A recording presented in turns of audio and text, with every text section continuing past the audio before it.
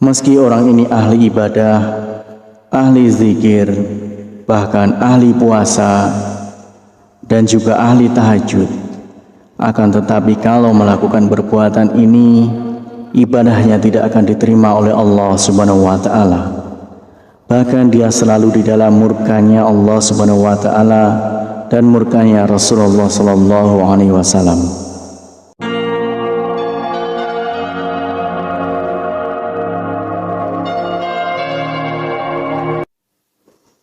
Bismillahirrahmanirrahim. Assalamualaikum warahmatullahi wabarakatuh.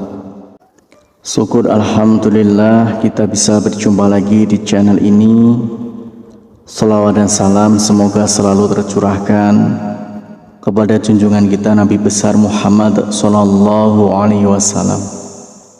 Allahumma shalli ala sayyidina Muhammad wa ala ali sayyidina Muhammad.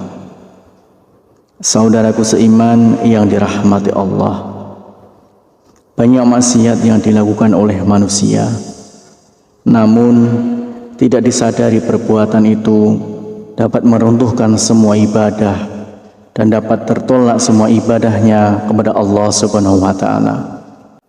Meski orang ini ahli ibadah, ahli zikir, bahkan ahli puasa, dan juga ahli tahajud, akan tetapi kalau melakukan perbuatan ini, ibadahnya tidak akan diterima oleh Allah Subhanahu wa Ta'ala.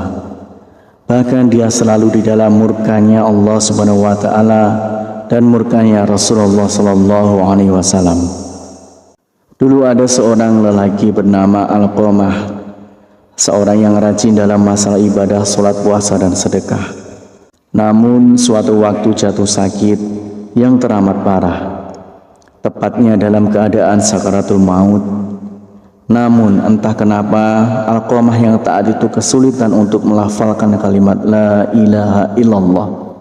Sang istri meminta tolong kepada seseorang untuk menemui Rasulullah untuk menyampaikan pesan tentang keadaan suaminya pada Rasulullah Sallallahu Alaihi Wasallam.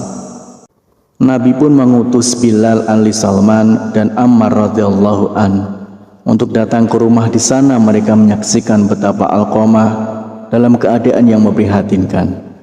Mereka bertanya-tanya, bagaimana mungkin seorang yang taat pada Allah Subhanahu wa Ta'ala dan Rasulnya itu kesulitan dalam melafalkan kalimat la ilaha illallah.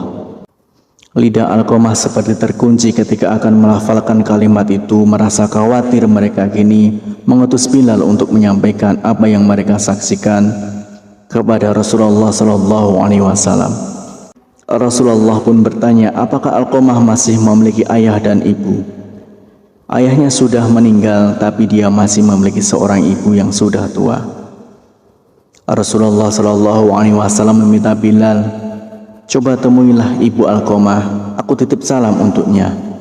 Jika dia masih mampu berjalan, dia bisa menghadapku. Jika tidak bisa, maka aku yang akan ke sana. Sebagaimana yang dikatakan Rasulullah Sallallahu Alaihi Wasallam. Bilal menyampaikan itu pada ibu Alqamah tanpa menambah dan mengurangi satu kata pun. Ibu Alqamah berkata, lebih baik aku yang menemui Rasulullah. Meski sedikit bertahti-tahti dengan tongkat sebagai penyangga, ibu Alqamah menemui Rasulullah. Dia mengeluhkan salam dan langsung disambut Rasulullah Sallallahu Alaihi Wasallam. Rasulullah bertanya, jadi bisakah ibu menceritakan bagaimana keadaan Alqamah yang sebenarnya? Kenapa dia nampak kesulitan melafalkan kalimat la ilaha illallah? Padahal setahu saya dia seorang hamba yang rajin dan taat. Ibu Alqamah menjawab, karena Alqamah sudah menyakitiku. Dia lebih mengutamakan istri daripada ibunya. Dia benar-benar menentangku demi menuruti keinginan istrinya. Rasulullah pun mengangguk-anggukkan kepala, tanda mengerti bahwa yang mengunci lidah Alqamah hingga tidak bisa melafalkan kalimat la ilaha illallah adalah karena murka dari ibunya sendiri. Kemudian Rasulullah Sallallahu Alaihi Wasallam memanggil Bilal, menyuruh Bilal untuk mengumpulkan kayu sebanyak-banyaknya untuk membakar tubuh Alqamah. Ya Rasulullah, Kenapa engkau mau membakar putraku di depan mataku? Bagaimana perasaanku nanti? Tanya ibu Alqamah sedih. Ya, bagaimanapun seorang ibu, mana bisa melihat putranya dibakar di depan mataku sendiri. Wahai ibu Alqamah, sejatinya siksa Allah nanti di akhirat akan lebih kejam. Segala amal yang dilakukan selama ini tidak dapat diterima oleh Allah karena terhalang akan siksamu. Kebajikan yang dilakukan jadi tidak berguna dan tidak bisa membantu selamat dari api neraka. Rasulullah SAW menjelaskan, jika engkau ingin putramu selamat dari api neraka, kau harus merelakan apa yang telah aku lakukan. Baiklah ya Rasulullah, aku akan memaafkannya. Aku sungguh tak sanggup mengetahui jika anakku akan masuk neraka karena diriku. Rasulullah memerintahkan Bilal untuk mengecek keadaan Alqamah, memastikan apakah Alqamah sudah bisa melambatkan kalimat La ilaha illallah atau belum.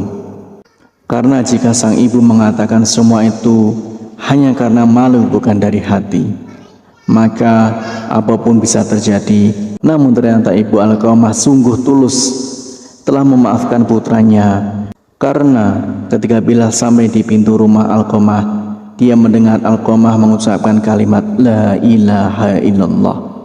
Bilal lalu masuk dan memberitahu apa yang sebenarnya terjadi pada Alqamah. Itu tentang lidah Alqamah yang terkunci tidak bisa mengucapkan kalimat syahadat karena mendapat murka dari ibunya, bahwa segala amal yang dilakukan Alqamah tak dapat menolong karena murkanya seorang ibu. Hari itu setelah ibunya memaafkan Alqamah, dia pun kembali ke rahmatullah, lalu dimandikan, dikafani dan disalatkan oleh Rasulullah SAW.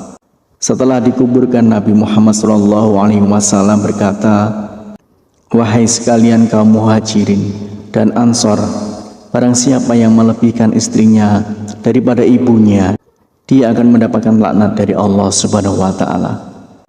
Para malaikat dan sekalian manusia, Allah tidak akan menerima amalnya sedikit pun kecuali kalau dia mau bertaubat dan berbuat baik pada ibunya serta meminta ridhonya, karena ridhonya Allah tergantung pada ridhonya dan kemarahan Allah tergantung pada kemarahannya. Demikianlah satu dosa yang membuat semua ibadah kita ditolak. Harapan dan doa saya untuk saudaraku semua, semoga saudaraku semua diberikan kesehatan oleh Allah, dimudahkan segala urusan, dilapangkan rezekinya, dan diampuni segala dosanya. Amin ya rabbal alamin. Wassalamualaikum warahmatullahi wabarakatuh.